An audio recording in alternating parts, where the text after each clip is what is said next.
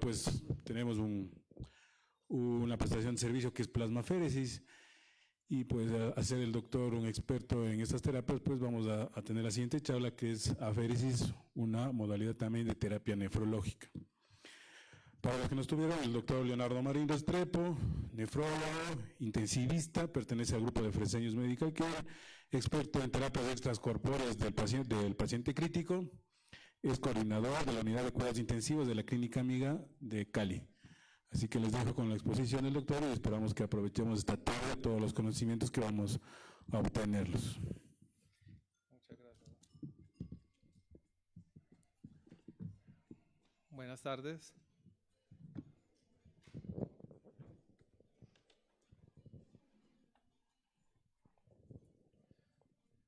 Bueno, para los que estuvieron en la mañana, voy a empezar de la misma manera. Esta es la clínica en la que trabajo, la Clínica Amiga, una clínica que es pequeña en número de camas, pero es de alta complejidad. Contamos con una unidad de cuidado intensivo de 24 camas, que tengo la oportunidad de ser el coordinador. Conflicto de intereses, trabajo con Fresenius Medical Care. Soy el nefrólogo del programa FM Express, que es el que hace las terapias extracorpóreas de paciente crítico en varias instituciones de la ciudad. Como también les decía esta mañana, la clínica en la que trabajo en cuidado intensivo no es cliente Fresenius, entonces ahí hago cosas ajenas con otros prestadores, lo cual me abre la posibilidad de manejar distintos tipos de terapias. La aféresis como modalidad de tratamiento ya de uso clínico se empezó a mencionar desde 1914. El doctor Abel en John Hopkins hizo la primera separación plasmática con reinfusión de los elementos celulares nuevamente, utilizando una solución muy parecida al Ringer, que se llama solución de Locke.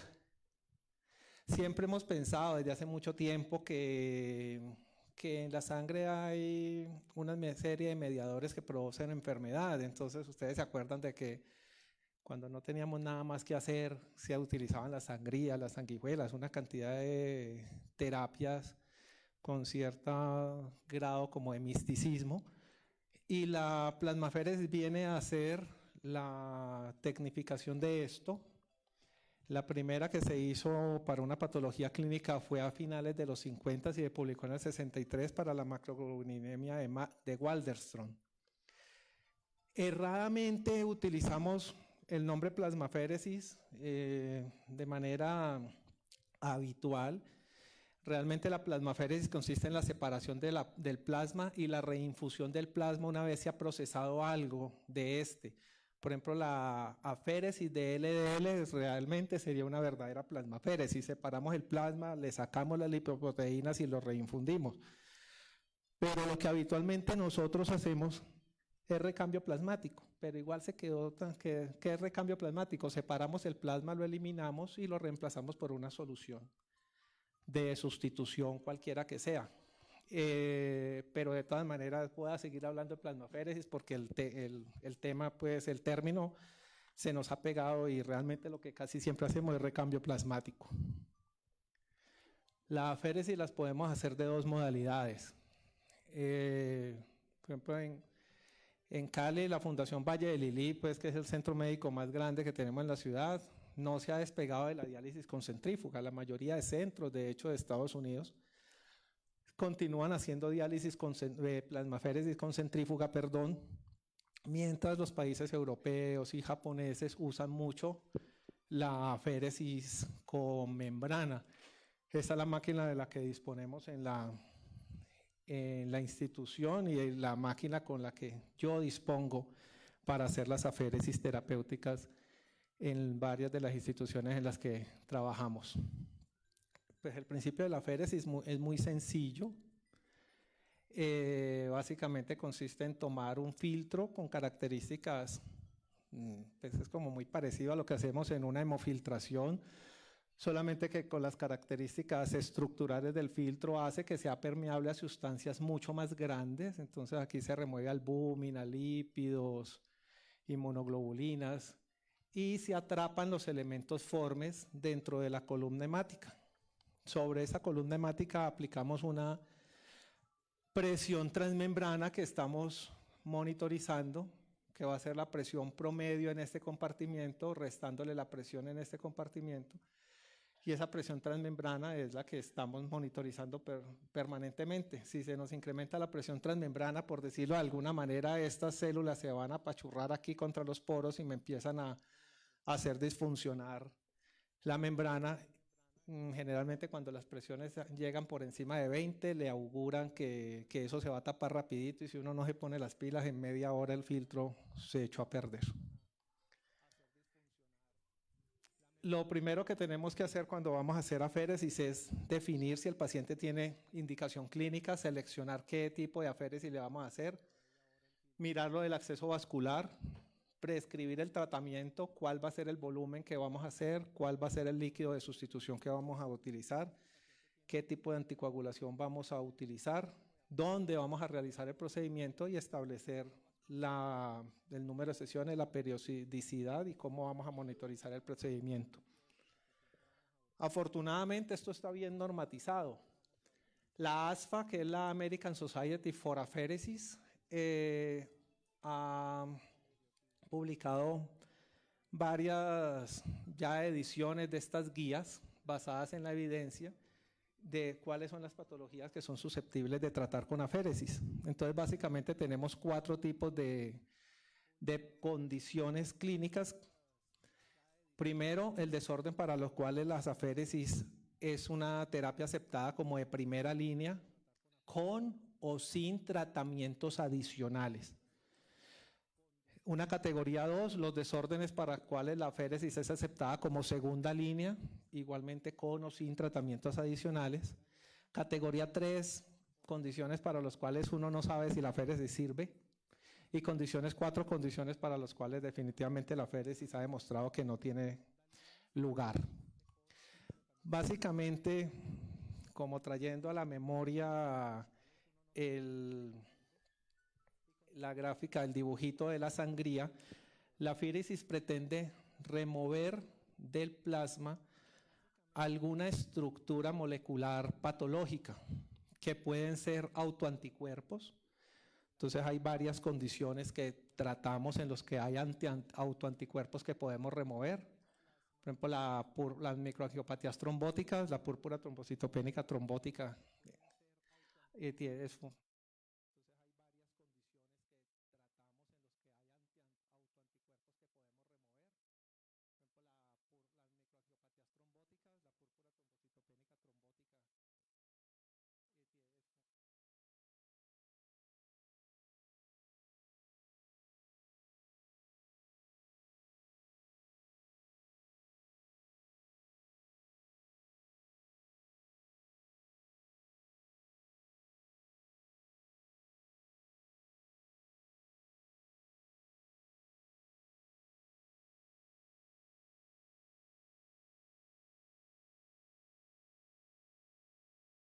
Anticuerpo, hepatitis C y crioglobulinemia secundaria, algunas condiciones como la vasculitis asociada al lupus eritematoso, podemos también tratarlas con aféresis. En trasplante también se usa la plasmaféresis para los rechazos humorales y en algunas ocasiones antes de realizar para desensibilizaciones, o en recidivas, por ejemplo, de glomerulosclerosis focal y segmentaria, síndrome de hiperviscosidad, toxinas, hipercolesterolemia, en sepsis, en falla hepática. Esas son como las principales aplicaciones. Esto es como el índice de las guías. Son 87 condiciones que trae resumidas. Acá dice el nombre, pues no pretendo que lo vean, ni nunca lo pretendí, sino que solamente para mostrarles que es largote. El nombre, qué tipo de aféresis se hace, en qué indicación, a qué categoría pertenece, si es 1 o 2, cuál es el peso de la evidencia y la página donde está. En realidad la guía es supremamente completa. De cada condición nos trae esto, el nombre de la condición, la incidencia en los estudios, cuál es la indicación, qué tipo de procedimiento se hace, qué grado de recomendación tiene, cuántos pacientes hay reportados en la literatura de los estudios con esta condición. Nos describen qué consiste la enfermedad, cómo se trata y por qué la aféresis debía servir en esta condición. Entonces, leer la guía cada que uno tiene un paciente, a veces no tengo tal condición, ¿será que se beneficia? Y es bastante agradable venir a revisar esto. Las notas técnicas, si hay algo especial para el tratamiento de esos sujetos, lo dice aquí, cuál es el volumen tratado, la frecuencia, con qué se debe hacer el reemplazo. Y por acá nos habla de todas las referencias por si queremos ir a investigar más. Realmente la guía es bastante completa. Entonces, siempre que queremos hacer una plasmaféresis debemos pensar en cuál es el diagnóstico más probable, cuál es el diagnóstico más probable del sujeto. Si este paciente cumple como características de los otros que hay reportados en la literatura, mirar si los tratamientos estándar fallaron o están contraindicados, mirar si hay tratamientos alternativos igual de eficaces o menos invasivos o menos costosos y cuál es la relación riesgo-beneficio. Y eso debemos tratar de hacerlo de manera completa. Alguna vez un colega investigador y que da charlas, me decía que uno nunca debía publicar sus complicaciones y cosas de esas, pero yo creo que este ejercicio, yo esta charla la he dado algunas veces, pero esta diapositiva es nueva hace muy poco. A raíz de hace un tiempo, estoy hablando hace por ahí mes y medio, me llegó una paciente de 32 años, convulsionó, perdió el control del esfínter vesical, llegó a una institución hospitalaria, llegó con fiebre, nos la mandaron a nosotros y nos llegó parálisis facial central izquierda, monoparesia del brazo izquierdo y monoparesia de la pierna derecha. Cogerla anatómicamente era muy complicado. Estudios, TAC normal, escanografía normal, punción lumbar normal, porque tenía fiebre, se la hicimos de una vez. Resonancia del neuroeje normal. La pierna mejoró, el brazo tenía una fuerza de 3 a 4, más 3 que 4. Difícilmente vencía la gravedad. Y seguía teniendo como un grado de paresia facial. Le pedimos unas neuroconducciones. Las neuroconducciones uno las pide y se las hacen, yo las pido a esta hora y me las hacen pasado mañana en la mañana, habitualmente. Me asustaba la paresia facial y le puse, esta señora tiene que, ANAS, le pedimos todo, se demora, le puse el catéter y le iba a arrancar la plasmaféresis. Cuando el técnico de neuroconducciones me dice, ya te las voy a hacer normales. Absolutamente todo estaba normal. La señora estaba simulando y se ganó un catéter de aféresis. La pena, vergonzosísimo. Pero pues, ¿qué se va a hacer? Entonces, esto viene a raíz de eso. Estemos absolutamente seguros. Yo me precipité, sin duda, y vea. Acceso vascular. El acceso vascular depende mucho de la terapia que nosotros vamos a hacer. La aféresis con centrífuga, que hacemos en algunos centros allá, tiene la ventaja de que utiliza flujos relativamente pequeños por la capacidad que tiene la centrífuga de remover una altísima fracción del plasma, una altísima fracción de plasma de la sangre que está pasando a través del sistema. Entonces puede extraer hasta el 80% del plasma de cada volumen sanguíneo que está pasando por la centrífuga. Entonces, para estos flujos eventualmente se podría hacer por vena periférica. En la Fundación Valle de Lili traté durante muchos años de convencerlas de que eso podía ser así, pero los técnicos de aféresis tienen tanto volumen, es una clínica tan grande, y con tanto volumen de tratamiento que por el afán prácticamente nos obligaba a utilizar catéteres de alto flujo en todos los pacientes para hacer esta terapia con accesos vasculares centrales como se hace esta terapia. La terapia con membrana definitivamente sí necesita unos flujos más altos, por eso utilizamos catéteres de alto flujo, los mismos que usamos en diálisis. También depende de si va a ser aguda o crónica. Yo les contaba ahora a unos colegas con los que estuve conversando que ocasionalmente hemos tenido la posibilidad de tratar pacientes crónicos y de hecho tenemos un paciente en especial que lleva casi 6 años con nosotros, ha tenido fístula, ahora se hace aféresis con un tunelizado 3 veces por semana.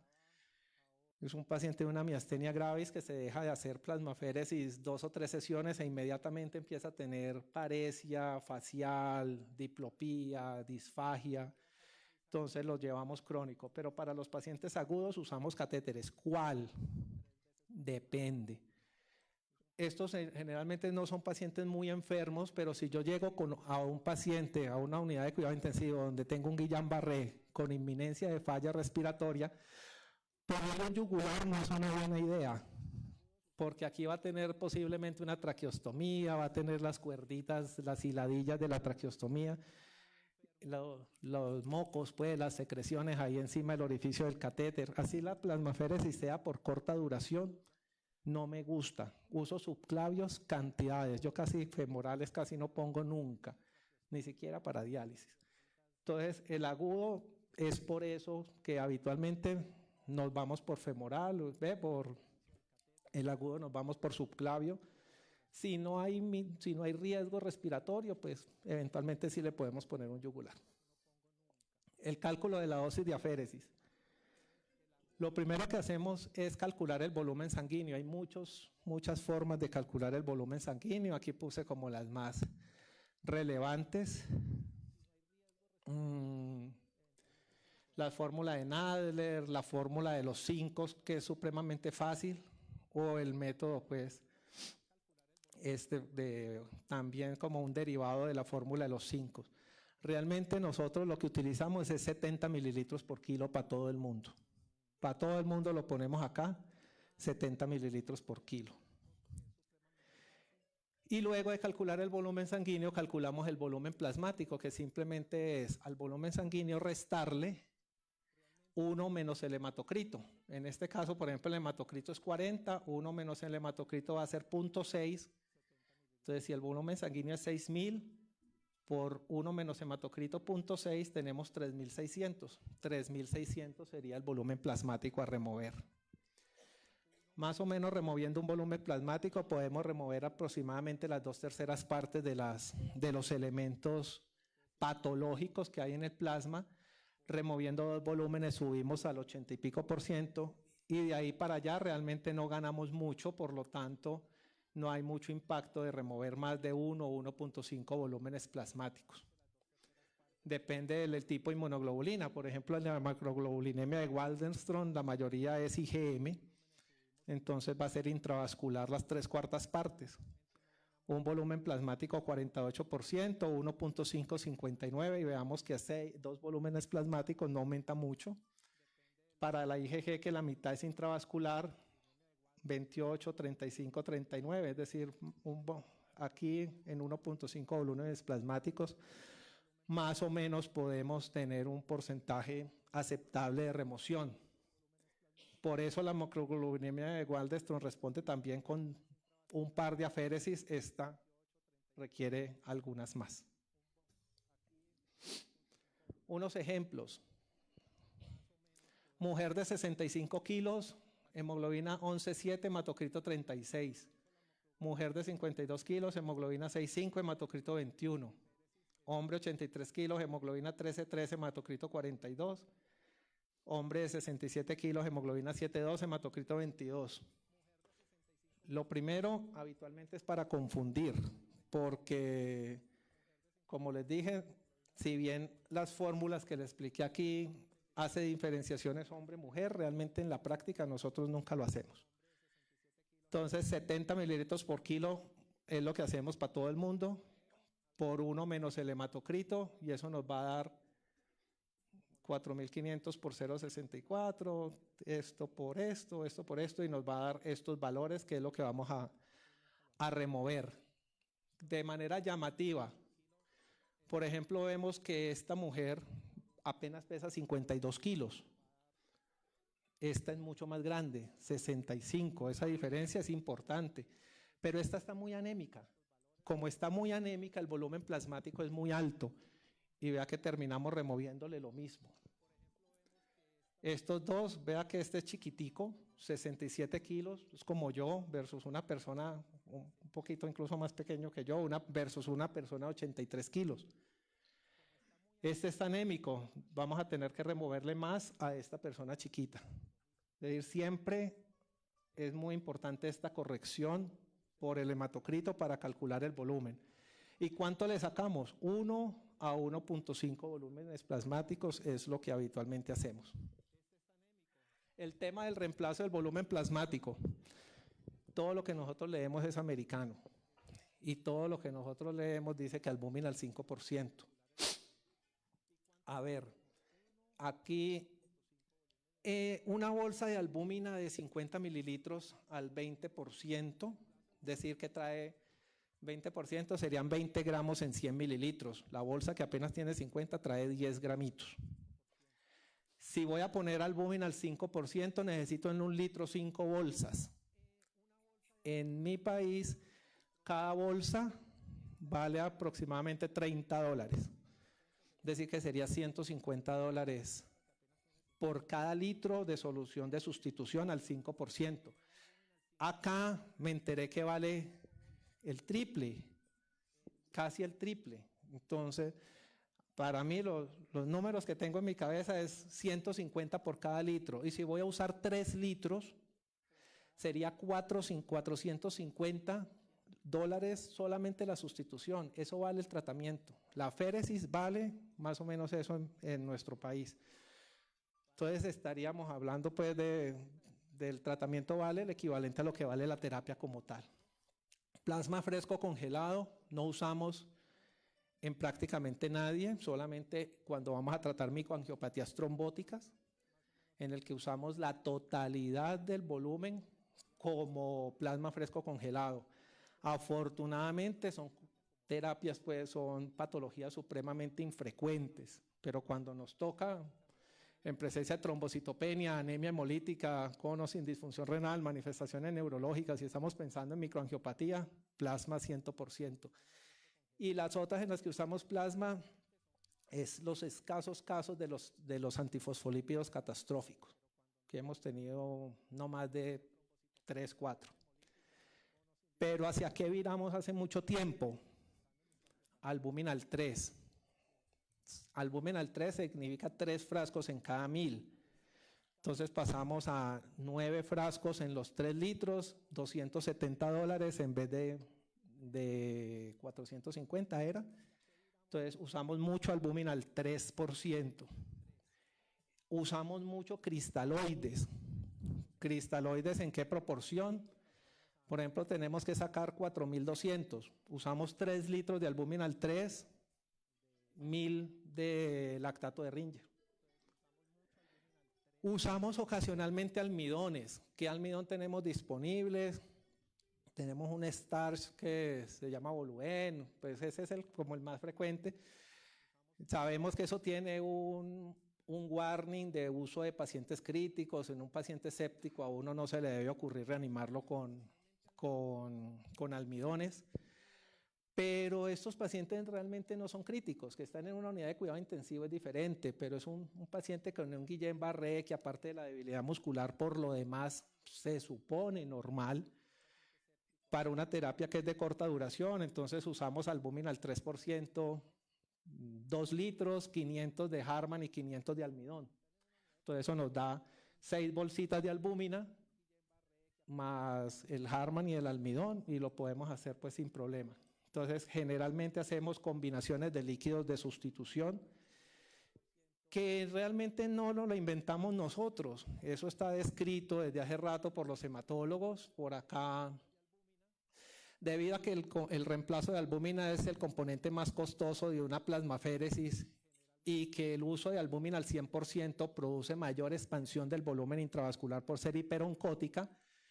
Algunas personas usan menores concentraciones de albúmina, como al 70% de albúmina y 30% de salina.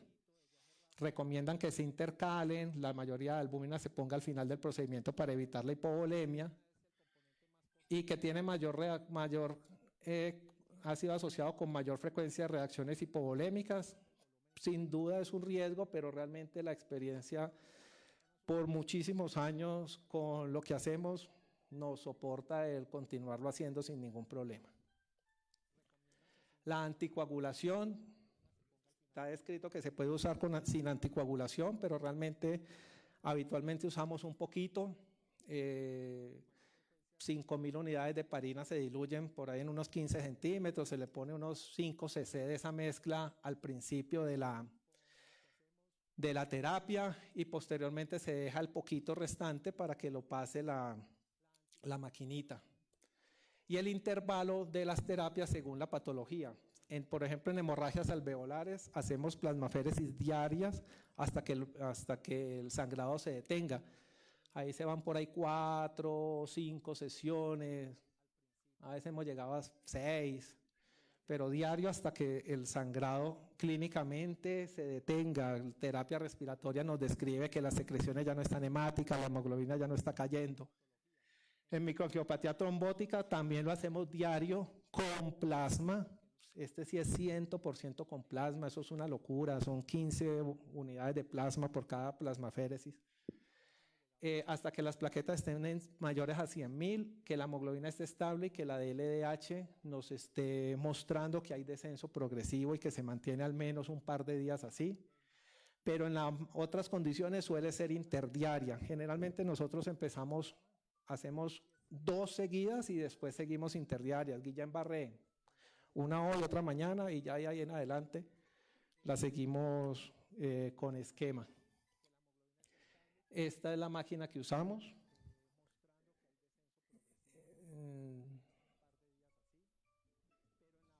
Esto se bloqueó.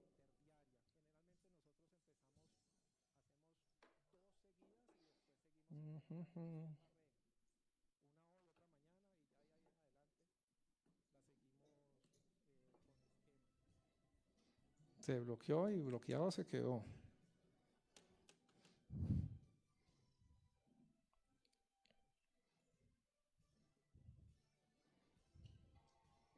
Se reinició. Démonos un segundito.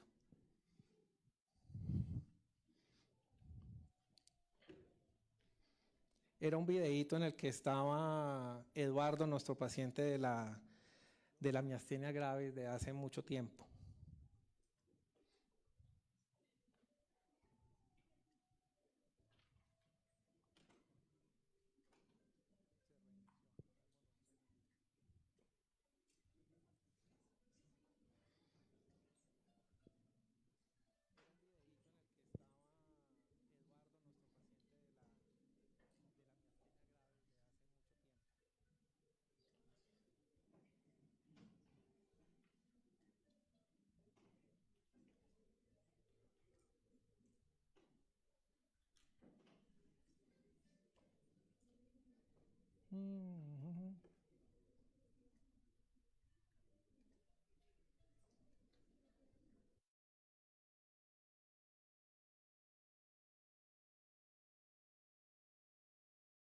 Hace tanto tiempo, nos toca hacerla en la sala de procedimientos de la unidad renal, porque pues ¿dónde más? No lo puedo hospitalizar lunes, miércoles y viernes, hacérselo en el servicio de urgencias.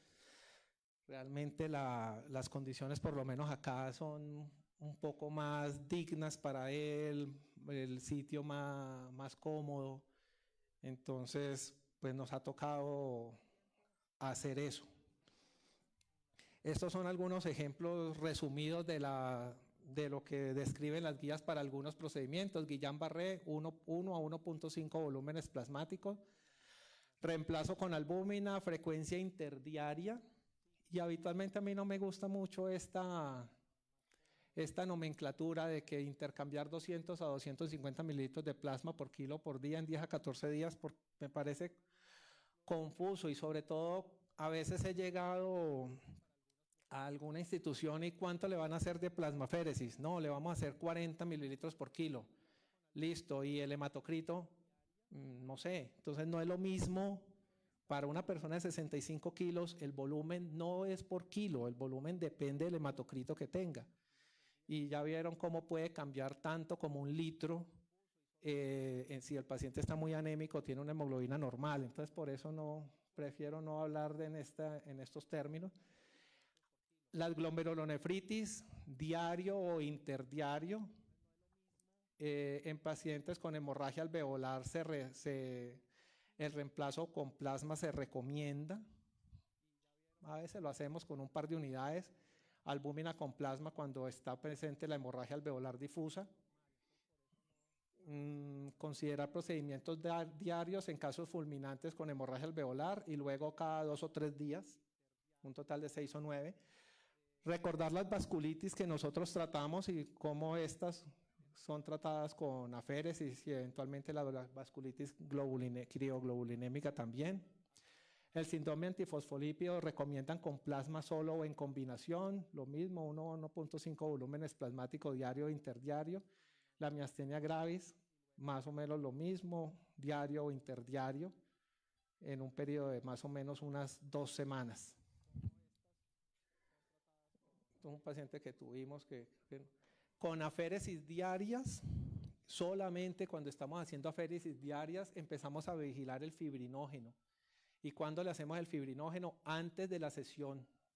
Cuando el fibrinógeno está menor de 100, usamos al menos 4 unidades de plasma. Si está por ahí en 150, le ponemos habitualmente 2 unidades de plasma, pero solamente en la aféresis diaria. Cuando ya está en aféresis interdiaria, quitamos vigilancia de todas las cuestiones hematológicas. No nos interesa mirar esto. Con aféresis cada 2 o 3 días no tomamos ningún paraclínico específico y habitualmente estos pacientes pues están en UCI o en UCIN inicialmente, pero somos muy laxos para pasarlos a hospitalización y continuar el tratamiento en hospitalización cuando su condición clínica ya está estable. No dejamos un Guillain-Barré estable más allá de la segunda, tercera sesión, sí está estable. Eso era todo, muchísimas gracias.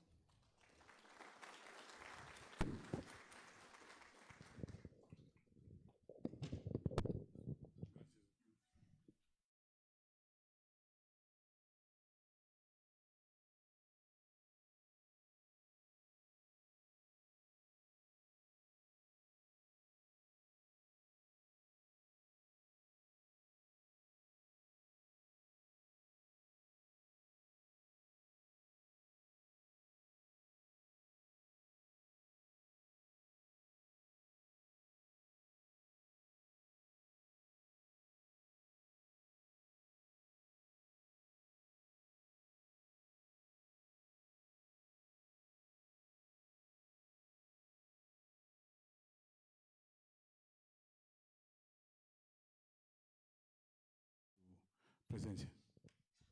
Muchísimas gracias. Un placer, como siempre, estar con ustedes. Y el objetivo es compartir en los próximos minutos algo de la experiencia que hemos logrado en el área de trasplantes en Colombia y ver los beneficios reales del trasplante sobre otro tipo de estrategias.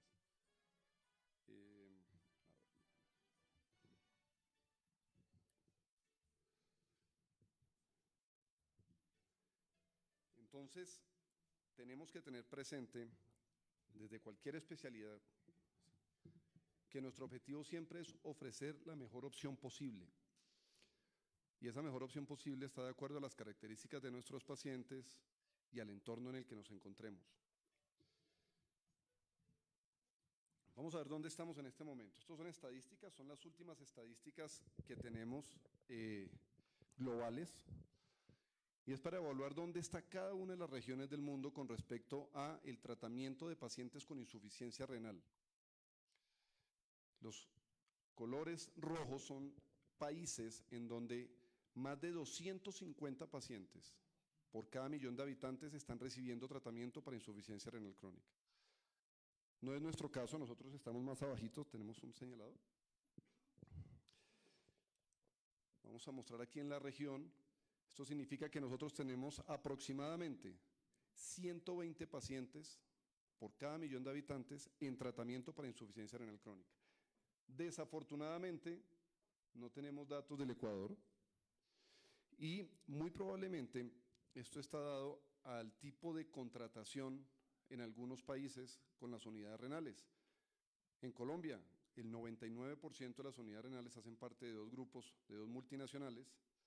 Ellos alimentan unas bases de datos y lo que hace que puedan estar aquí. De lo contrario, no creo que cada uno de los nefrólogos incluyera los datos, sería muy complejo. Y ese es probablemente uno de los motivos. Bien, ¿cuántos pacientes por año están iniciando terapias de reemplazo renal? Nos vamos nuevamente. Yo les muestro aquí la estadística mundial, es simplemente para que veamos dónde estamos.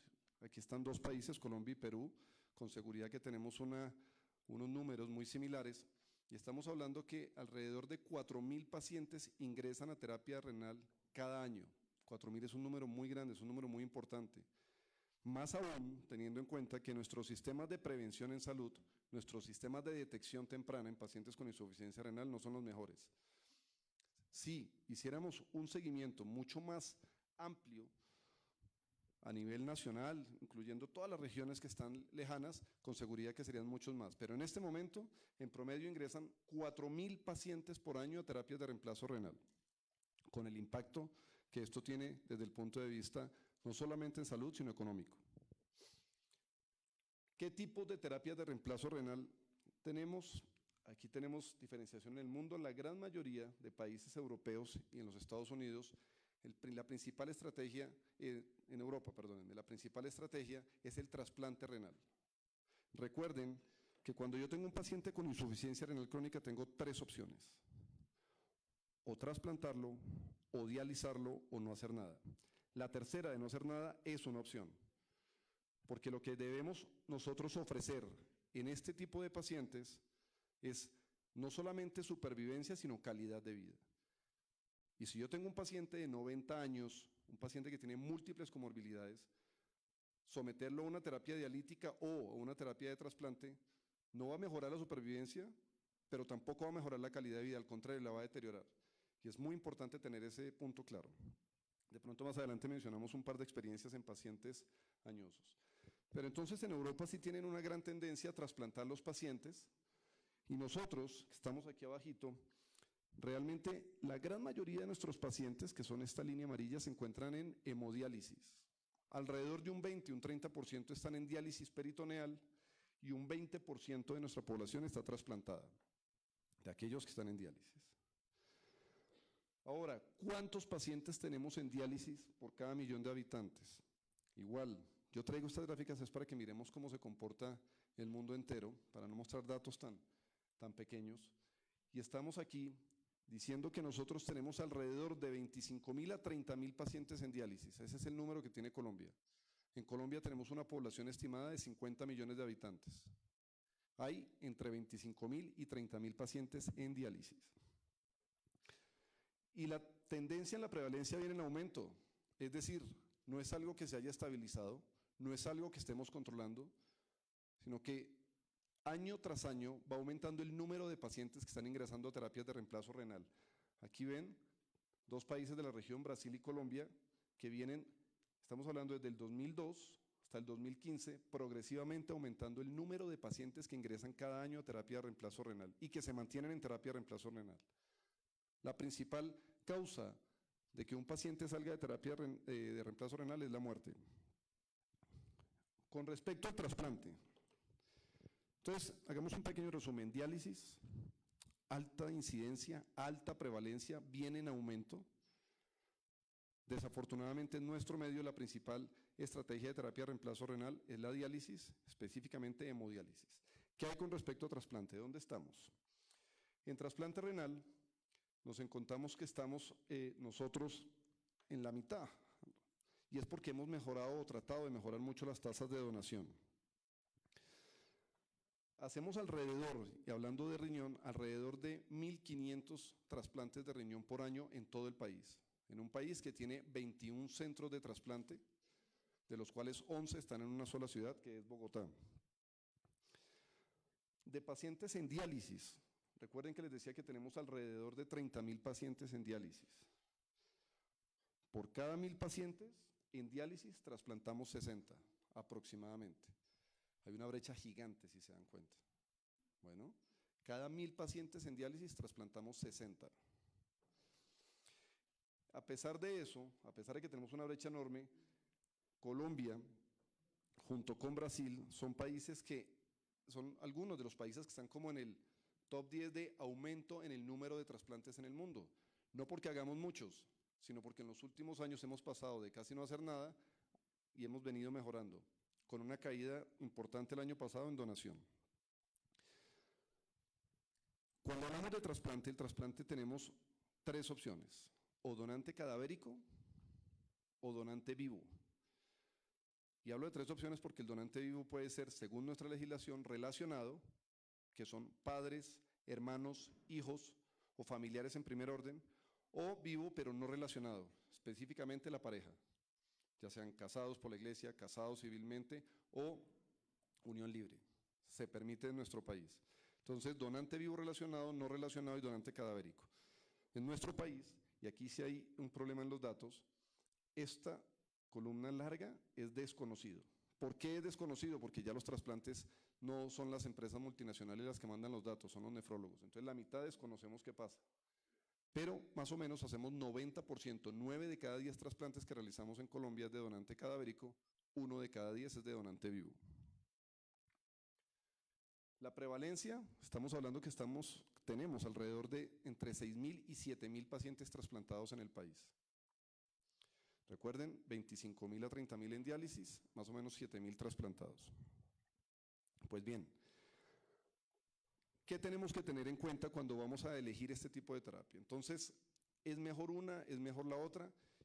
Y vuelvo a la primera frase. Lo más importante es ofrecer la mejor opción posible de acuerdo a las condiciones del paciente y de acuerdo a las condiciones de nuestro entorno. Y el primer desenlace en cualquier grupo de trasplante renal, incluso en cualquier área de la medicina, es mortalidad. Es decir, estrategias que mejoren la supervivencia, que reduzcan la mortalidad de los pacientes. En pacientes con insuficiencia renal crónica, ya sea en diálisis o en trasplante, con cualquier tipo de terapia de reemplazo renal, esta es la curva de mortalidad que ha venido mejorando en los últimos años.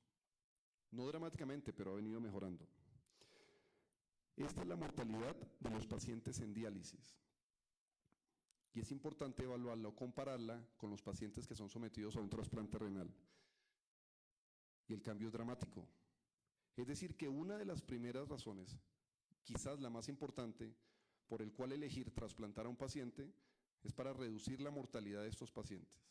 En Colombia tenemos un estudio no reciente, año 2002, evaluando la mortalidad de los pacientes en diálisis, con 1.800 pacientes de una empresa que se llama Baxter. A 5 años, solo el 8% de los pacientes estaban vivos. Es decir, que a 5 años la mortalidad era del 92%. Eso es muy importante. Bien, esta mortalidad se presenta en cualquier rango de edad. Se presenta en los jóvenes, aquí vemos pacientes hasta 21 años. Miren el número de mortalidades que se presentan en diálisis comparado con la mortalidad si estuvieran trasplantados. Y en edades mayores de 65 a 75, aunque obvio que aumenta la mortalidad comparado con los jóvenes, pero se reduce dramáticamente en comparación con aquellos que están en diálisis. ¿Cuáles son las causas por las cuales se mueren los pacientes? En diálisis, cerca de 6 de cada 10 pacientes, esto representa un poco más de la mitad de la circunferencia, se mueren por causas cardiovasculares. Esa es la primera causa de muerte. Y en pacientes trasplantados es muy similar, aunque con una menor incidencia. Son más o menos 30-40% de causa cardiovascular, un grupo grande, importante, que es por diferentes causas, y se aumenta sobre todo la mortalidad por cáncer. Esto es una gráfica que evalúa el riesgo de mortalidad cardiovascular en diferentes poblaciones, en diferentes rangos de edad. Esta es la población normal. el riesgo de tener eventos cardiovasculares entre los 25 y los 30 años realmente es muy bajo. Obviamente con la edad esto aumenta. Y miremos qué sucede en los pacientes que están en terapia de reemplazo renal en diálisis. Esto lo que quiere decir es que un paciente en diálisis que tenga 25 años tiene el mismo riesgo de mortalidad que un paciente de la población normal con 85 años. Algo que es reducido, aunque no totalmente, pero sí es reducido en los pacientes que son trasplantados, donde un paciente de 25 años va a tener una mortalidad cercana a un paciente de 65 años. Con respecto al cáncer sucede exactamente lo mismo. No solamente existe mayor probabilidad de enfermedad neoplásica de cáncer en la población trasplantada, no importa el género, siendo hombre o mujer, sino que la mortalidad por ese mismo cáncer que se presenta en la población general tiene mayor mortalidad en la población trasplantada. Entonces tiene mayor riesgo y este es uno de los puntos importantes cuando pensamos en hacer trasplante y mejorar supervivencia. Ahora, una pregunta importante, porque cuando hablamos de trasplante, no solamente los pacientes, sino muchas veces nuestros mismos colegas, asumimos que hacer un trasplante es resolver el 100% del problema, lo cual no es cierto. Un trasplante renal tiene una sobrevida promedio que ha venido mejorando en los últimos años, pero de forma muy, muy leve. ¿Por qué traigo estos datos? Porque son datos con unos volúmenes enormes de pacientes, aunque lo ideal es siempre tener datos propios, porque van a haber muchas características que pueden influir allí. Pero esta es la supervivencia de un injerto renal en el primer año del trasplante, es decir que el injerto, el riñón está funcionando, el paciente no lo ha perdido, no ha vuelto a diálisis, en más del 95% de los casos en el primer año, algo que se reduce alrededor del 70%, 5 años post-trasplante, y a 10 años post-trasplante, la mitad de los pacientes que se trasplantaron han regresado a diálisis o han muerto. En donante vivo mejoran estas cifras y es de gran importancia, sobre todo en nuestro país, porque se hacen muchas campañas para estimular la donación de órganos, pero cadavérico. Todavía nos faltan esfuerzos en estimular la donación de donante vivo, que de una forma adecuada es una gran fuente de consecución de órganos sin generar un impacto muy grande, si se hace bien, repito. Donante vivo, en promedio, la sobrevida del donante vivo del injerto es de 16 años, es casi que el doble de los pacientes que tienen un trasplante de donante cadavérico. Es una cirugía programada, es una cirugía que si es con donante vivo relacionado vamos a tener usualmente una mejor compatibilidad, lo cual requiere menor dosis de medicamentos inmunosupresores, lo cual se va a traducir en menor riesgo de complicaciones. Entonces, si vuelvo a lo primero, ofrecer la mejor opción posible en un paciente con insuficiencia renal crónica, el trasplante es una gran opción, reduce la mortalidad, mejora la calidad de vida. Y si le voy a ofrecer un trasplante, ojalá ofrecerle la mejor opción, un trasplante renal de donante vivo relacionado. Voy a doblar el tiempo en el que en promedio dura ese riñón, reduciendo complicaciones y de esta forma reduciendo morbilidad y mejorando calidad de vida. Esta es la supervivencia de los pacientes trasplantados cuando es donante cadavérico. También en el primer año está cerca del 90%, a los 5 años cerca de un 80% y a los 10 años cerca de un 60%. Recordemos que la primera causa de pérdida del injerto, la primera causa de pérdida de un trasplante es la muerte. Pacientes que se mueren con el riñón funcionando. Es más del 50% de los pacientes. En donante vivo, entre mejor esté el órgano, mayores probabilidades de estar vivo y mejora a 10 años, cerca de 8 de cada 10 pacientes se mantienen vivos. Ojo con eso. Entonces miremos esta gráfica donde evaluamos la mortalidad de los pacientes a 1 año, a 2 años, a 5 años, a 10 años. Pacientes que están en diálisis. Diálisis crónica, que la definimos pacientes que lleven más de 3 meses con terapia de reemplazo renal continuo. El 80% de los pacientes permanecen vivos en el primer año, pero solamente un 10% de los pacientes permanece vivo a los 10 años. A los 10 años han muerto 9 de cada 10 pacientes que entraron a diálisis, si se mantienen en esta terapia. ¿Qué pasa si yo trasplanto a esta población con donante cadavérico? En 10 años, 6 de cada 10 están vivos.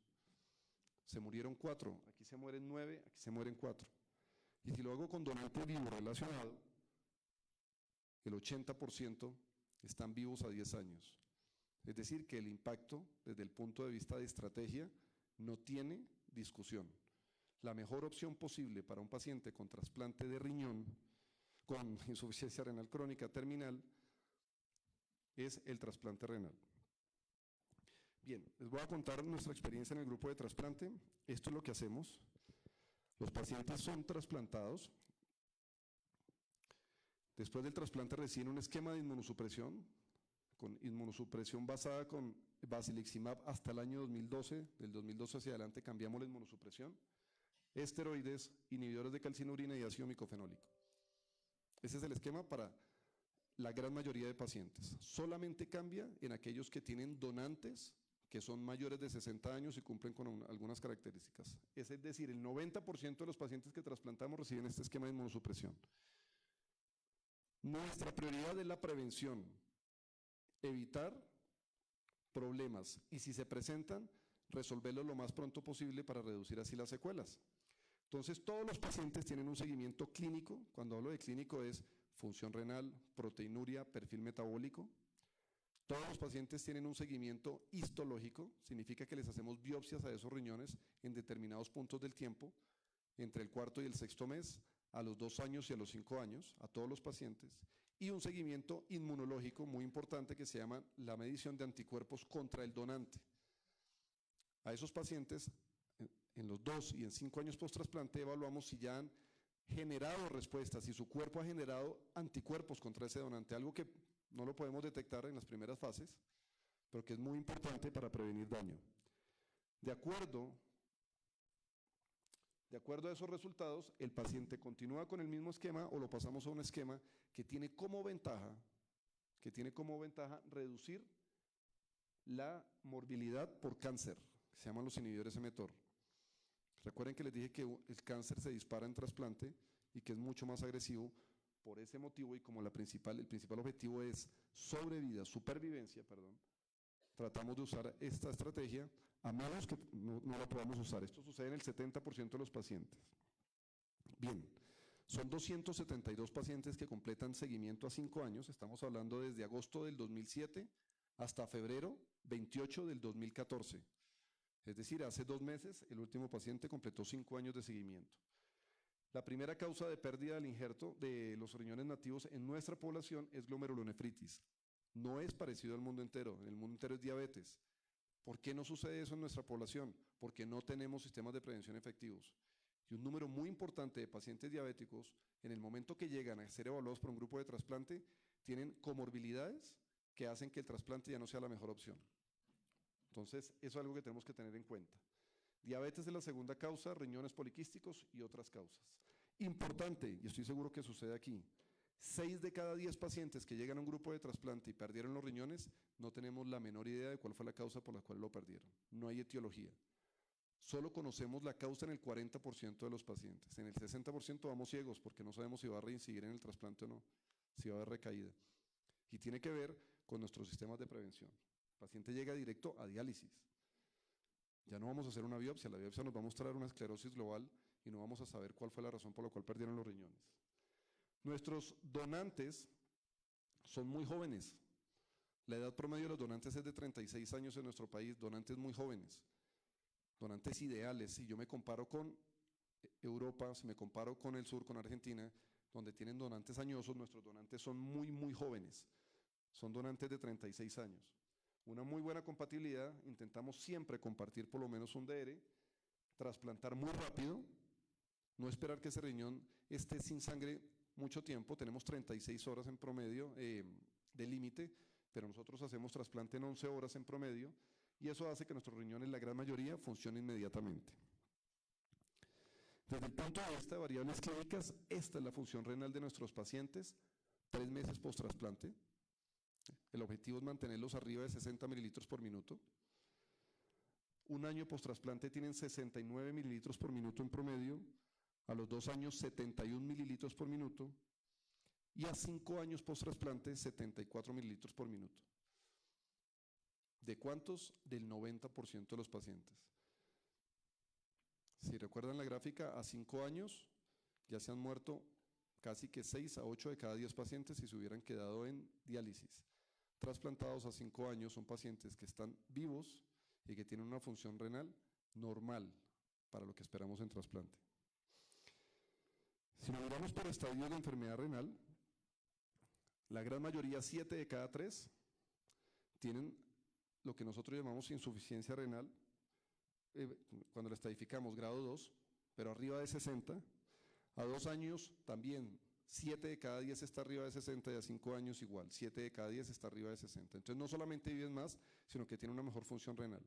Y esto tiene un impacto enorme, porque el principal factor de riesgo para tener problemas cardiovasculares es tener una mala función renal. O sea que nuestro esfuerzo en trasplantarlos no solamente es pegar el riñón, sino que el riñón funcione lo mejor posible.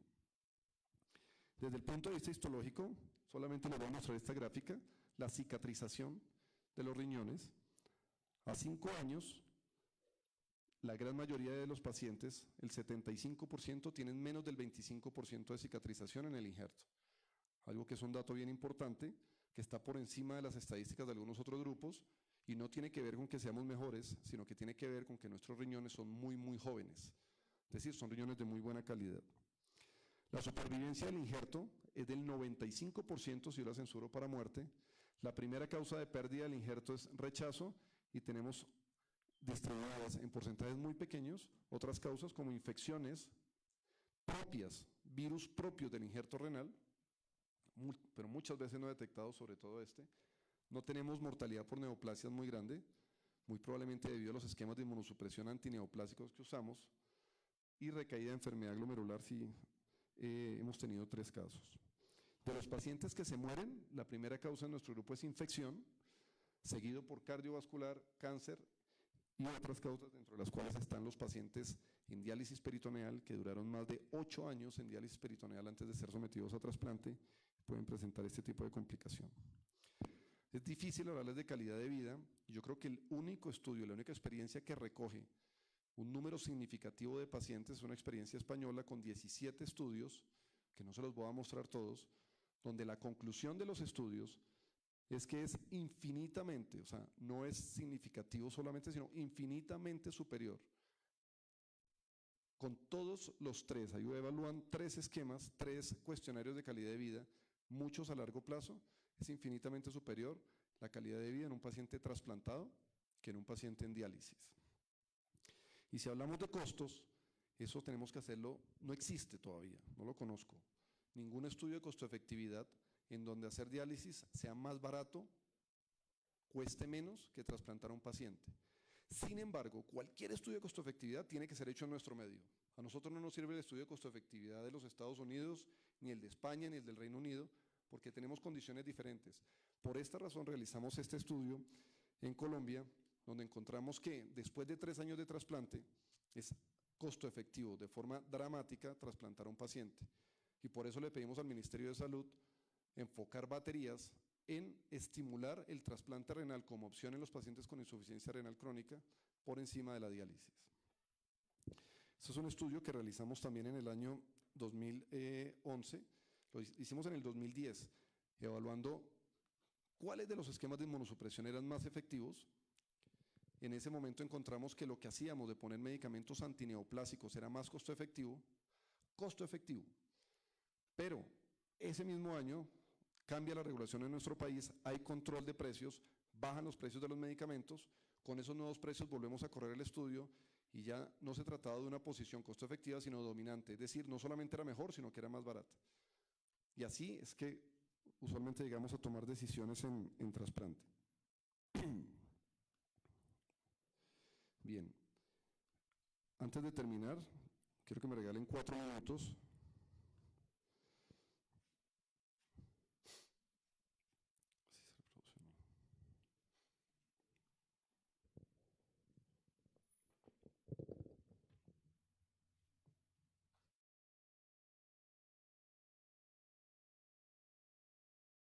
En función renal, en proteinuria, en mortalidad, en hallazgos de la biopsia, sino que hay otros desenlaces que probablemente son los más importantes.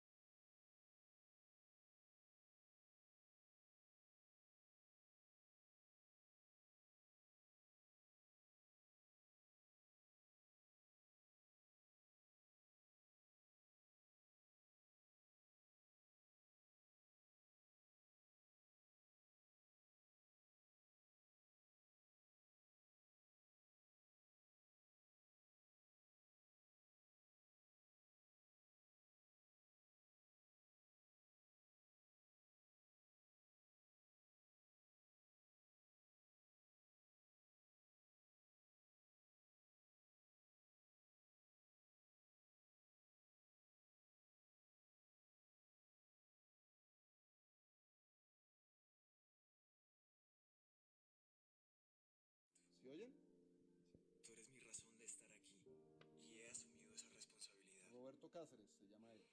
Me levanto cada día enamorado de la vida. Vivo el segundo tiempo de forma plena y comprometida. Cada mañana cuando entreno, siento una fuerza extra. Es el poder que me otorga tu compañía. En cada brazada, en cada paso. Todo se conectó tan perfecto que creo que el universo nos tenía preparados para estar unidos en algún momento. Lo que siento llena mi corazón e invade todo mi ser. Y cobra fuerza en cada respirar al correr o al nadar. Ya no entro en discusiones por política o religión. No corro contra el tiempo, no sufro con el tráfico, ni me estreso con el día a día. Disfruto igual si hace frío, calor, si llueve o si hace sol. Cuando compito, te dedico mis triunfos y la satisfacción de llegar a la meta. Estos logros son gracias a ti. ¿Sabías que amo bailar? Fue lo primero que empecé a hacer y el alma volvió a mi cuerpo. Es como si tú también disfrutaras el baile. La energía que empiezo a sentir me lleva a querer hacer mil cosas. Es increíble que me mueva gracias a ese motor que me regalaste y te agradeceré cada día que respire. Hace unos años vi el final frente a mis ojos. Me sentí agotado, totalmente deteriorado. Mi propio cuerpo me había vencido. Las neuropatías habían logrado quebrantar mi espíritu. Mis piernas se dormían y no siempre respondían. Vi frustrados mis sueños y perdí toda esperanza. Justo ahí apareciste en mi camino. Caí de rodillas y estallé en llanto. Tenemos un donante. Llegó el momento. Mientras me duermen, tú empiezas un viaje por la ciudad hasta llegar al quirófano. Quisiera abrazarte y agradecerte por este maravilloso regalo. Abro los ojos, siento tu corazón en mi pecho y parece que se fuera a salir. Hace mucho tiempo no sentía unos latidos tan fuertes. Tomo aire y la sensación es única. Me doy cuenta de que todo va a ser diferente gracias a la decisión que tomaste. Pasan los días y mi cuerpo funciona mejor. Todo se conectó tan perfecto. Yo creo que el universo nos tenía preparados para estar unidos en algún momento. A veces pienso que eras muy sensible y que esa es la razón por la que lloro tanto de felicidad. ¿Cómo expresar tanta emoción?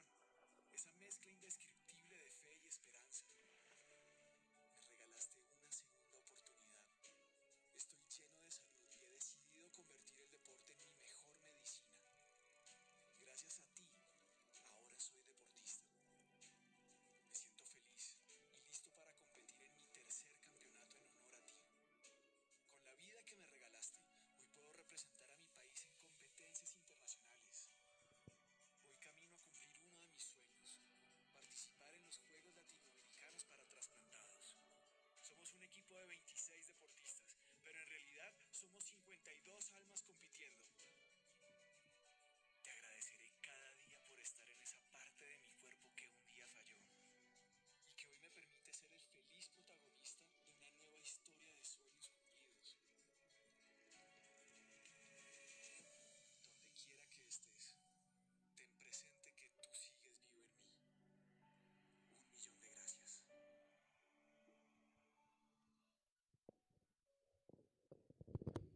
Bien,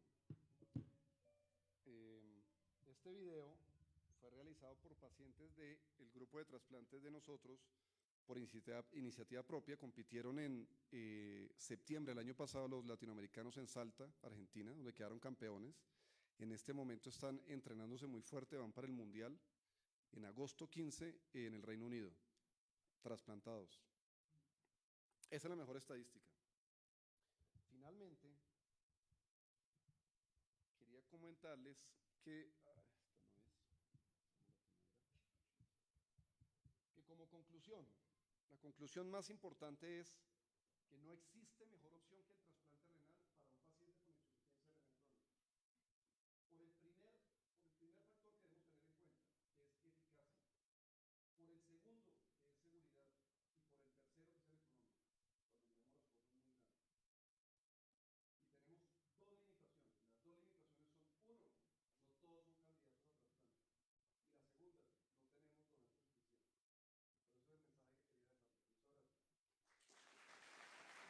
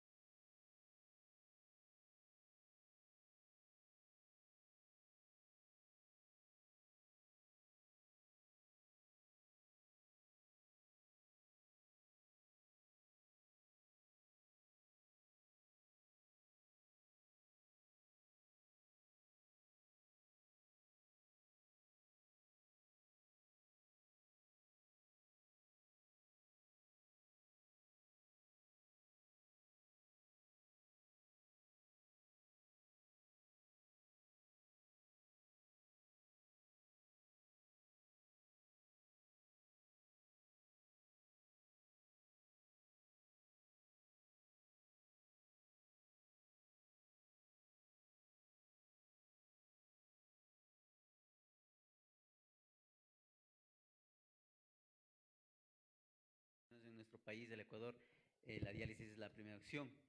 Pero las nuevas tecnologías hoy ya nos ofrecen o están en desarrollo el riñón biónico, cosas así.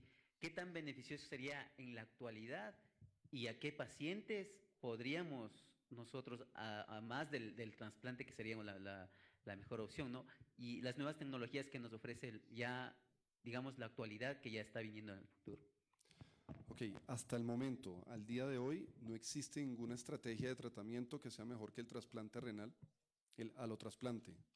Bueno, existen estudios con respecto a lo que usted habla del riñón biónico que todavía no han sido completamente aprobados, que lo vienen estudiando hace más o menos 13 años, están en estudio. Recuerden que es un riñón pequeño, es una máquina de diálisis pequeña. No quiere decir que va a reemplazar todas las funciones del riñón. Va a tener unas ventajas enormes en el momento que se llegue a dar, si eso sucede, porque no se ha probado, les repito, eficacia, seguridad y desde el punto de vista económico no ha sido probado, pero va a ser una diálisis de largo plazo. Pero existen múltiples funciones renales que recuerden que la diálisis no reemplaza. Entonces, hasta el día de hoy, al día de hoy, por evidencia clínica, no existe ninguna estrategia que sea mejor que el trasplante renal.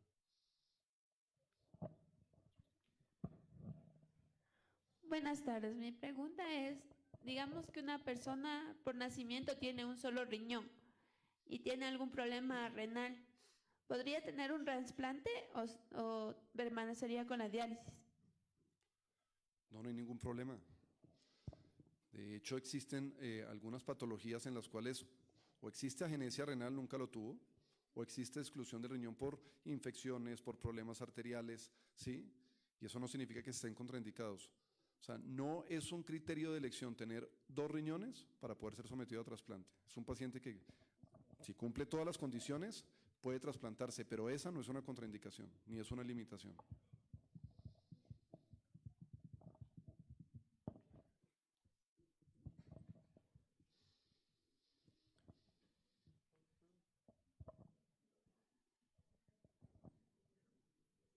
Por aquí. Perdón, primero, Doc, muchas gracias por su presentación, realmente fue muy buena. Yo tengo una pregunta. ¿Qué pasa, por ejemplo, si nosotros fomentamos el trasplante de un donante vivo? ¿Qué pasaría con la persona, con el donador? ¿Sí?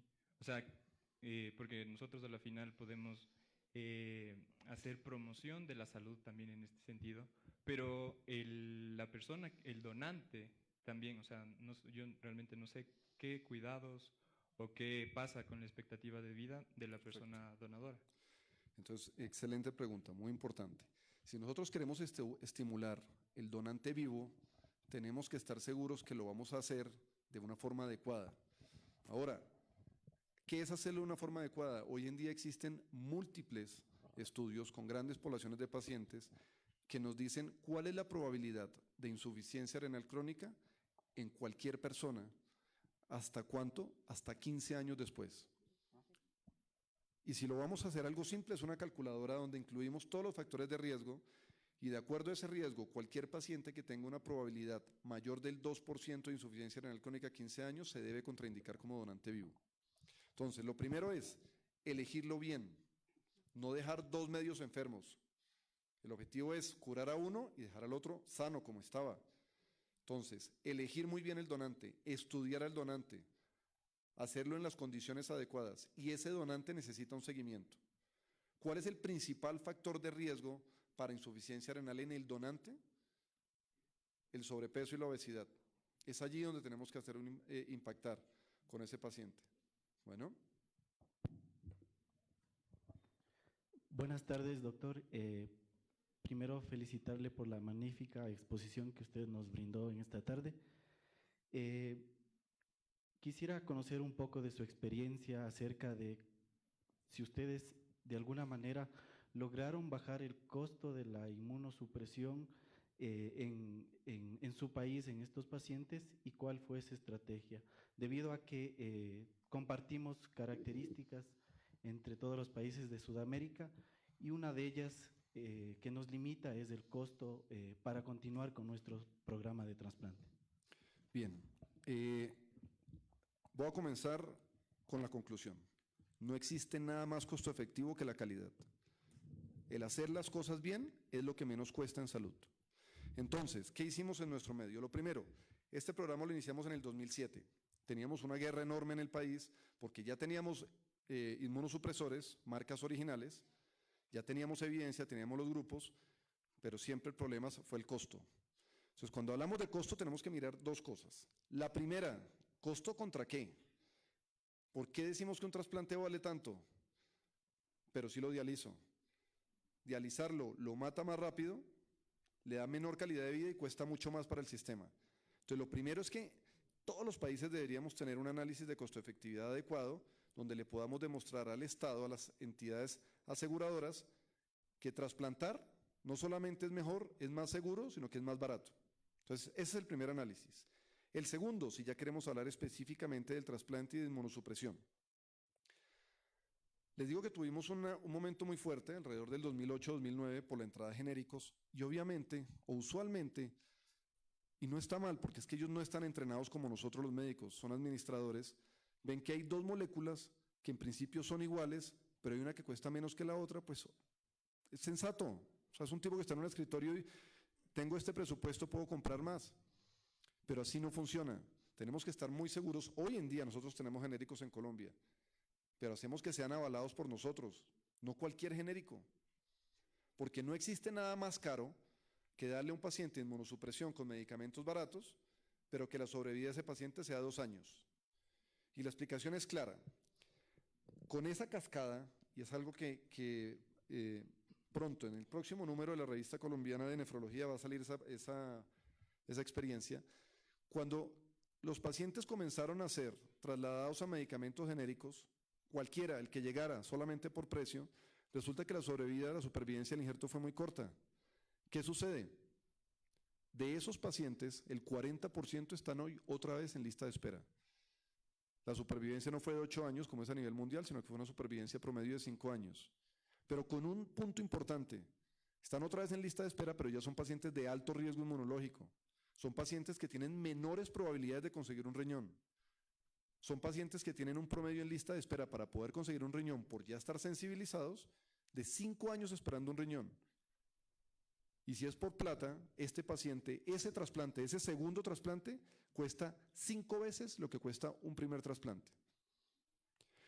Les hablo de la experiencia con Colsanitas. En Colombia, ¿cómo funciona la seguridad? El Estado le da dinero por cada paciente a unas entidades aseguradoras de salud.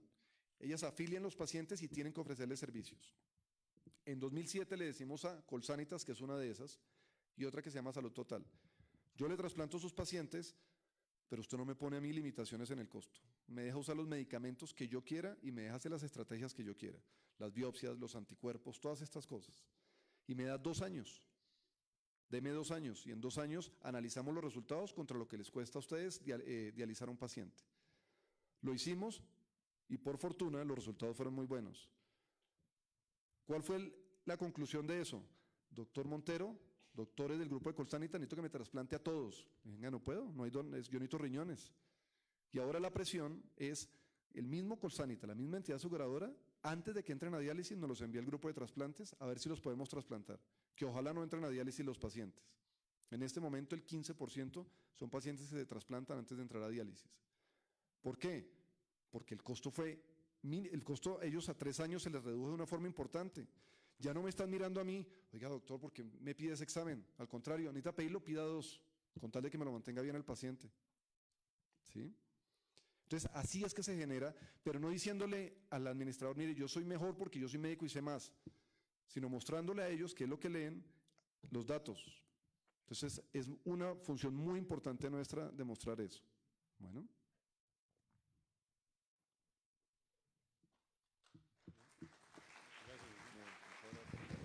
Gracias, doctor Montero. Gracias a ustedes. Pues el auditorio está compuesto para los doctores estamos varios nefrólogos, posgradistas y están también médicos que esta información y las preguntas son pues válidas. Seguimos con el programa. Ahora tenemos la grata presencia de recibir al doctor Manuel Andrade, él es intensivista pediatra, y para esto pues vamos a tomar, como acabamos de escuchar, hay muchos pacientes que no sabemos las causas de la enfermedad renal Y pues en este grupito, en este gran grupo de pacientes, hay un grupo especial, y para esto viene pues el doctor Andrade a explicarnos sobre lo que son enfermedades lisosomales o de depósito lisosomal a nivel renal. Así que le doy la bienvenida al doctor Andrade. Gracias, muy amable. Buenas tardes.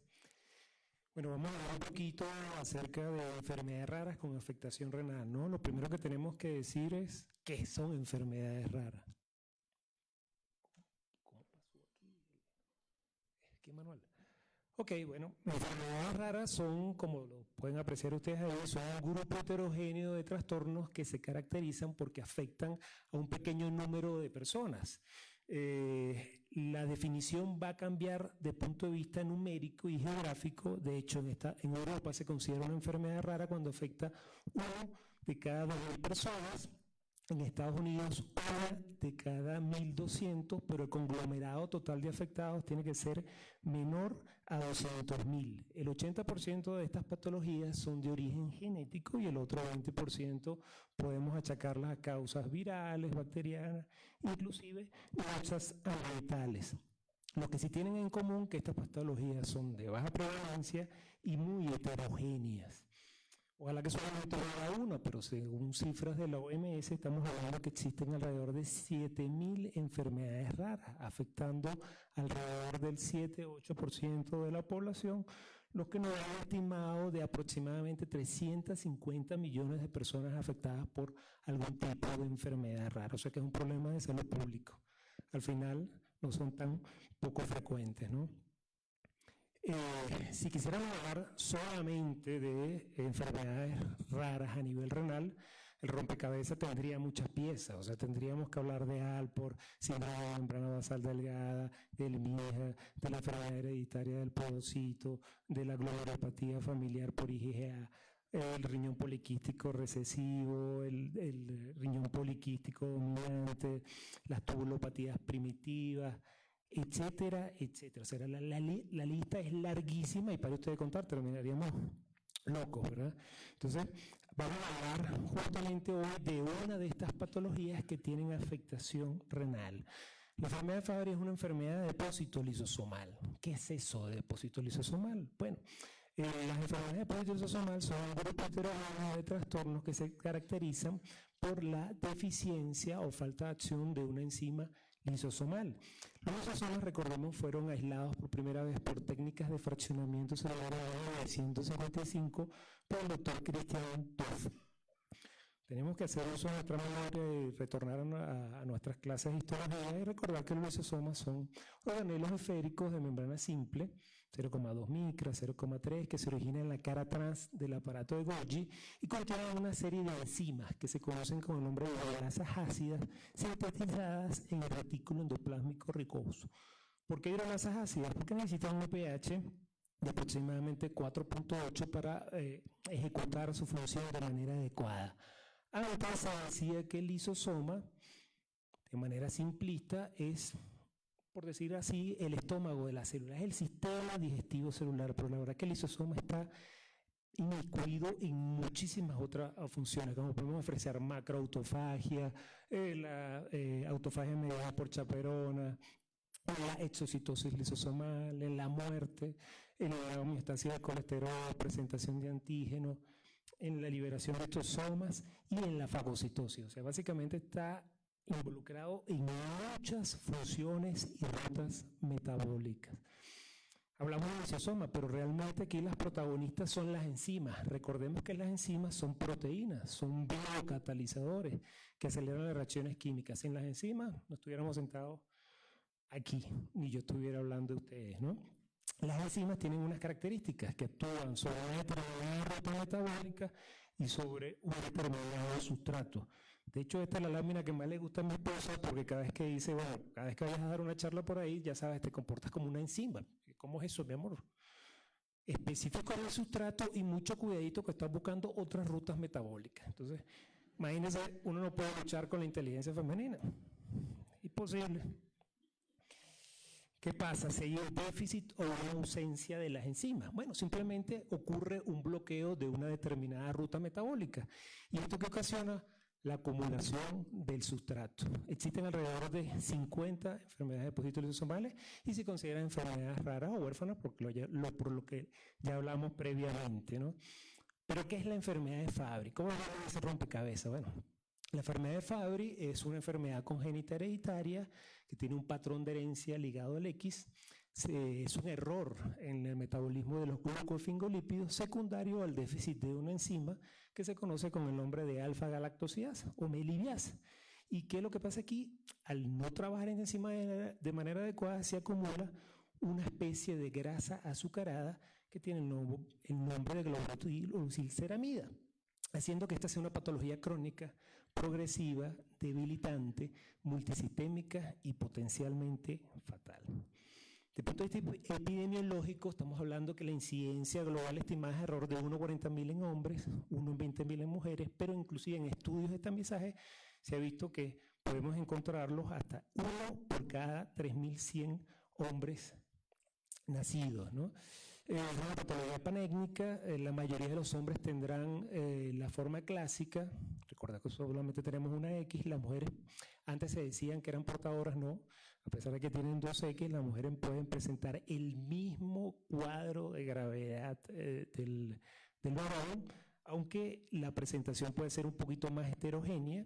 Bueno, y el otro elemento, como es una patología hereditaria, la enfermedad de Fabry frecuentemente afecta a varias generaciones. O sea que en Latinoamérica se dice, cuando tú detectas un paciente con Fabry, por lo menos en ese árbol genealógico habrán otros 5 pacientes más afectados, por lo mínimo. Desde el punto de vista de bases genéticos, bueno, como ya dijimos, es una mutación que ocurre a nivel del cromosoma X en el gen de la galactosidasa, específicamente en la región 21.322. La mayoría de las mutaciones son mutaciones missenges, es decir, cambio de un aminoácido poroso, que la configuración tridimensional de la enzima pierda esa capacidad de procesar ese sustrato de manera adecuada y por ende se manifiesta en la clínica. Desde el punto de vista de herencia, lo único que tenemos que saber aquí es que, bueno, si el padre es el afectado, solamente transmitirá la enfermedad a sus hijas, mientras que si es la mujer, existe un 50% de afectación de su descendencia sin importar el sexo. Entonces, pudiéramos hacer un resumen de la fisiopatología de esta enfermedad con lo que ya hemos hablado. Resulta que hay una mutación en el gen de la alfa-galactosidasa. Eso hace que, obviamente, esta enzima esté deficiente o ausente con respecto a su actividad.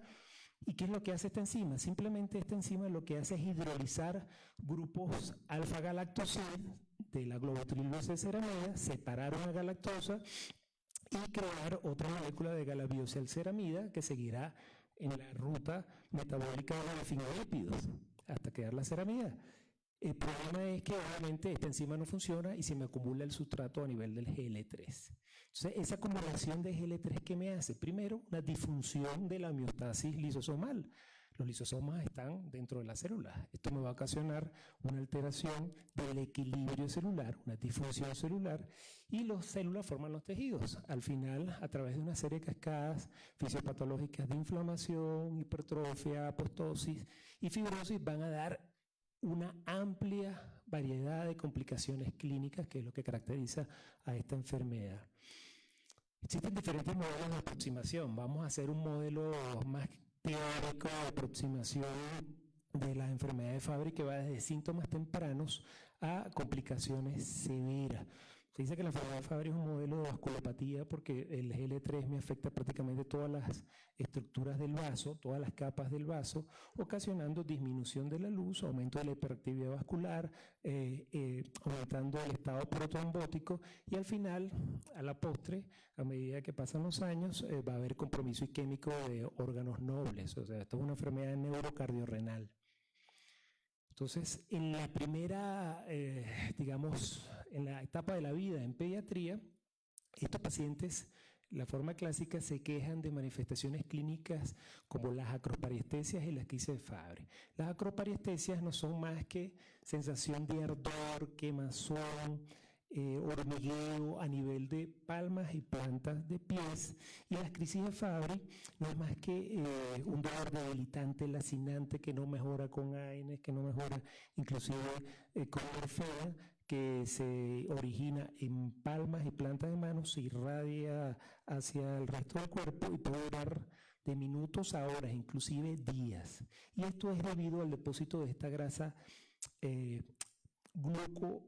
azucarada que se deposita a nivel de las raíces dorsales, a nivel de los ganglios simpáticos, y también hay una vasoconstricción de la vasa nervorum, ocasionando una disfunción de la fibra CDE. O sea, estamos hablando de una neuropatía de fibra pequeña.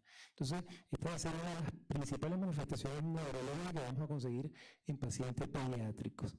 Las otras son las manifestaciones oculares, de las cuales la más común, si bien es cierto, no es patognomónica. Si tenemos pacientes que consumen amiodarona o cloroquina, podemos apreciar este hallazgo desde el punto de vista clínico, que se ve con lámpara de hendidura, no me altera la agudeza visual y es denominada la córnea verticillata, que no es más que una opacidad corneal en forma de relleno de color crema, ¿no?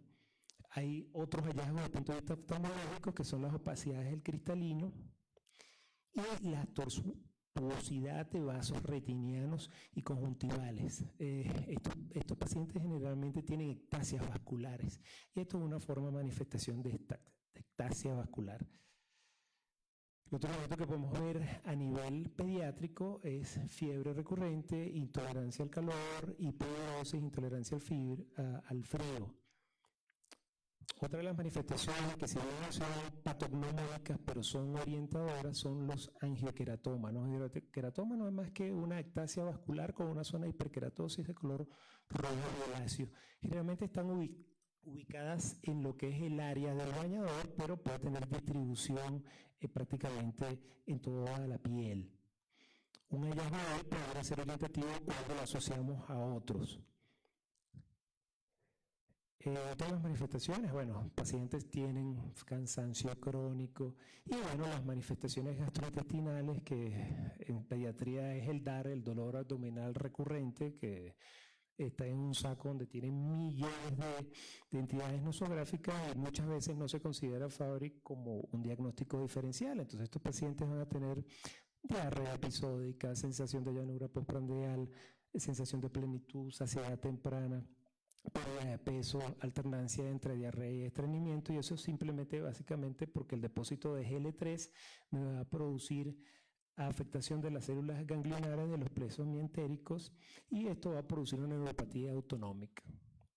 A nivel de las manifestaciones cardiovasculares vamos a tener primero que nada hipertrofia del ventrículo izquierdo. Esto va a ser secundario al depósito de GL3 a nivel de los cardiomiocitos y el endotelio vascular. A medida que va pasando el tiempo va a haber una remodelación concéntrica y una hipertrofia y una fibrosis endocárdica. Van a haber valvulopatías, específicamente por infiltración del GL3 de la válvula mitral, dilatación de la aorta, trastornos desde el punto de vista de arritmias, principalmente fibrilación auricular y taquicardia supraventricular, después alteraciones del nodo, digamos en estadios finales, bloqueo de ramas, la enfermedad arterial coronaria.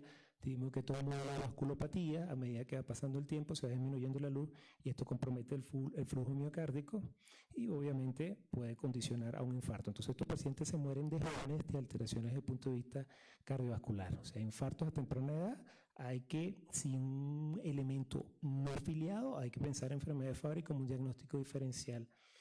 A nivel del sistema nervioso central, obviamente la ectasia vascular a predominio vertebrovascular más la isquemia o alteración desde el punto de vista de grandes y pequeños vasos, esa vasculopatía de grandes y pequeños vasos va a hacer que estos pacientes tengan lesiones de sustancia blanca muy parecidas a la esclerosis múltiple. De hecho, muchas veces se confunden con ellas: hemiparesia, hemiataxia, vértigo, nistagmo, diplopia, amnesia, hipoacusia, disartia y obviamente ataques isquémicos transitorios. Se dice que el 5% de población joven, menor de 45 años, con un ACV criptogénico, ese 5% es ocasionado por Fabry. Entonces, pacientes con ACV criptogénico hay que pensar en enfermedad de Fabry como diagnóstico diferencial.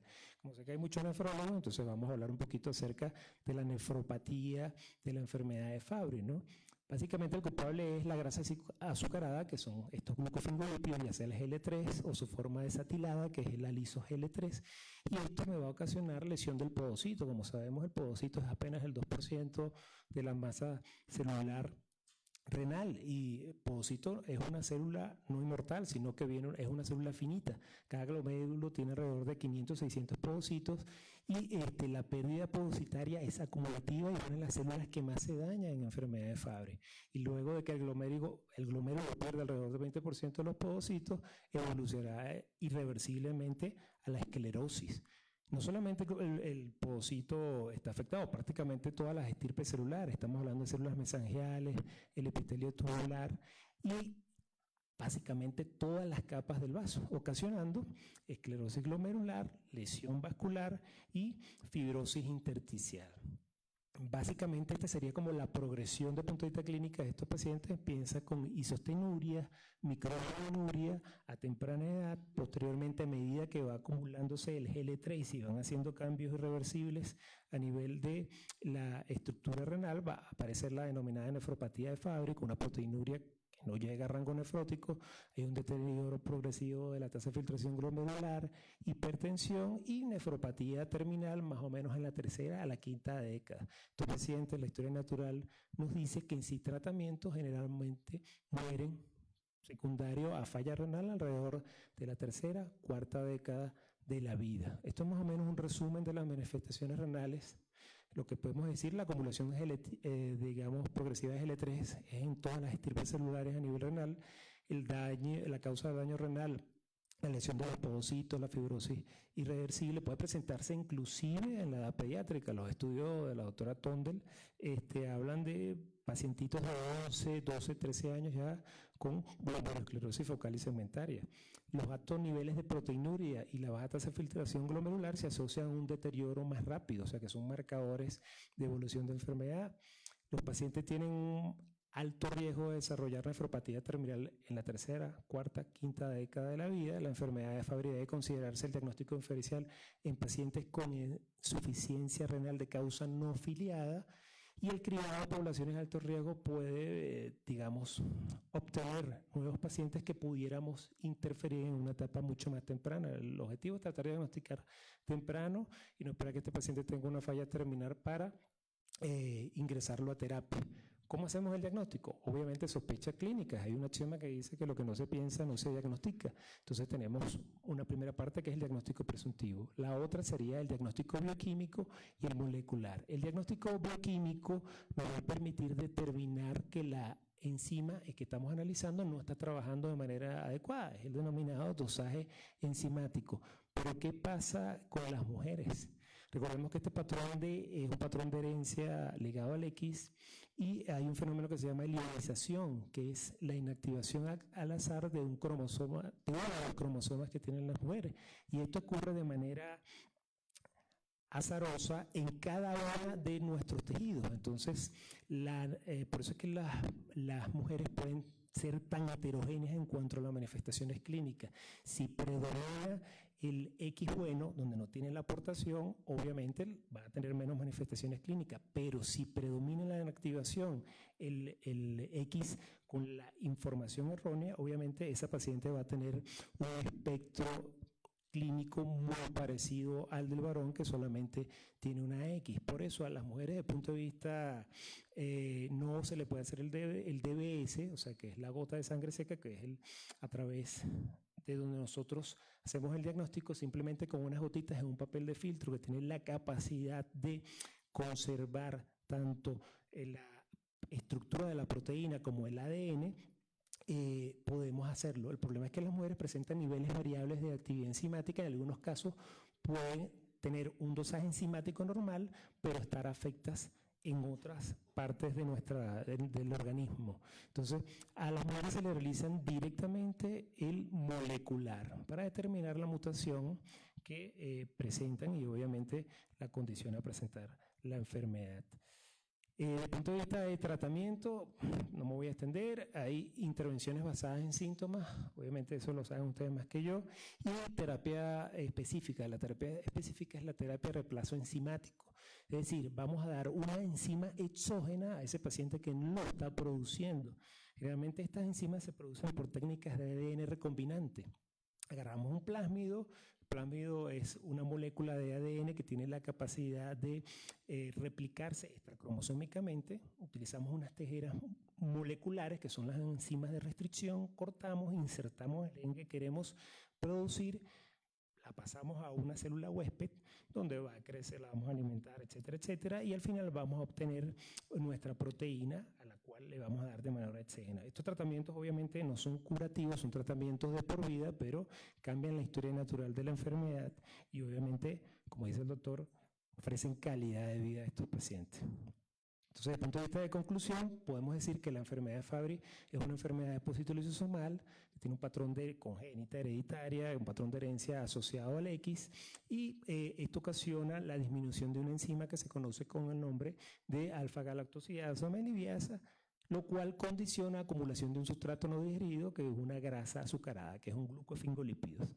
La acumulación generalizada y progresiva de esta patología, de este glucofingolípido, pueden producir manifestaciones multisistémicas, progresivas, crónicas y potencialmente letales si no se le trata a tiempo.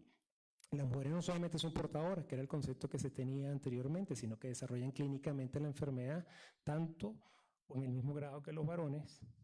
Los síntomas y síntomas de la enfermedad varían ampliamente. Ahí vemos un marco referencial de cuáles son los principales síntomas y signos que podemos ver en este tipo de pacientes. Aquí el problema es en los retrasos diagnósticos. Generalmente estos pacientes tienen retrasos diagnósticos de alrededor de 10 años o más, inclusive visitan hasta 9 especialistas. Por eso es importante tener en mente este tipo de patologías para acortarle esa jornada diagnóstica, ese peregrinaje diagnóstico de estos pacientes y ofrecerles la mejor alternativa en cuanto a calidad de vida. El progreso de la enfermedad se ve reflejado en una reducción sustancial de la enfermedad de la esperanza de vida, y el diagnóstico precoz de la enfermedad puede permitir un manejo sintomático más efectivo y brindar una mejor calidad de vida. No sé si hay alguna pregunta hasta los momentos. ¿No? Bueno, le dejo este link de Medscape, habla sobre enfermedad de Fabry, es un link que si quieren lo pueden copiar, es de acceso libre, solamente se llega a través de este link y ustedes pueden profundizar un poquito más acerca de la enfermedad de Fabry y expandir el conocimiento y tener este elemento como un punto de referencia a la hora de hacer una aproximación de punto de vista diagnóstico terapéutico. La verdad es que está muy buena, va a estar disponible hasta agosto de este año, o sea que les recomiendo que se metan en él. Entonces, bueno, la verdad es que muchas gracias por su tiempo y espero que haya sido de su disfrute la charla. Gracias.